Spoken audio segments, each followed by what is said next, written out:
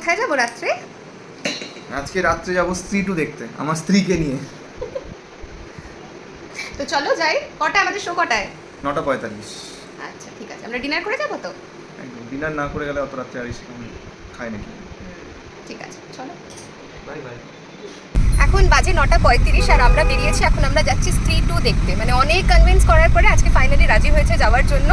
তো আমাদের সাথে যাচ্ছে সমীরণও, এই যে স্ত্রী 2 মুভিটা দেখি আর কিরকম হচ্ছে এই স্ত্রী 2 মুভিটার রিভিউ সেটা আপনাদেরকে জানাবো। ভিডিওটা দেখতে থাকো আর এনজয় করতে থাকো ভিডিওটা।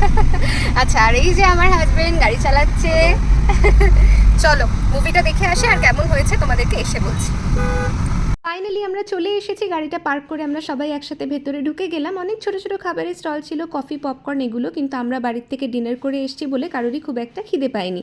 তাই ও বলল খিদে পেলে হাফ টাইমে এসে নিয়ে যাবে। চলো ভেতরে যাওয়া যাক। আমি কেমন খেলি আর বলি তুমি সেটা জানো, কিন্তু আমার স্ত্রীকে তুমি কি সেটা জানো? Gendo, the scent of my success. Please, sir. हम बोला बनिया free. This is not baniya free. Are you cheating me, old man? बदतमीजी क्यों कर रहे हो यार? এখন খাবো না, আত্মহত্যা করো।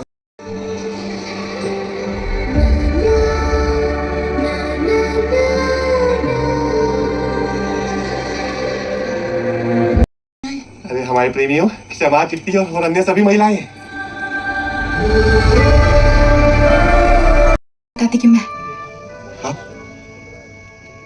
ভাই এখন বাজে 12:30 আর আমরা এই জাস্ট 3-2 দেখে বেরোলাম।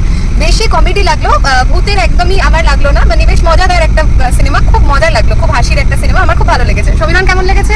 ভালোই লেগেছে। একবার সবাই যায় স্ত্রী 2টা দেখতে পারে।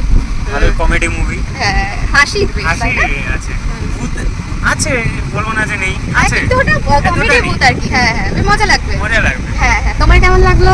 খুব ভালো, টাইম পাস করার জন্য খুব ভালো ছিল।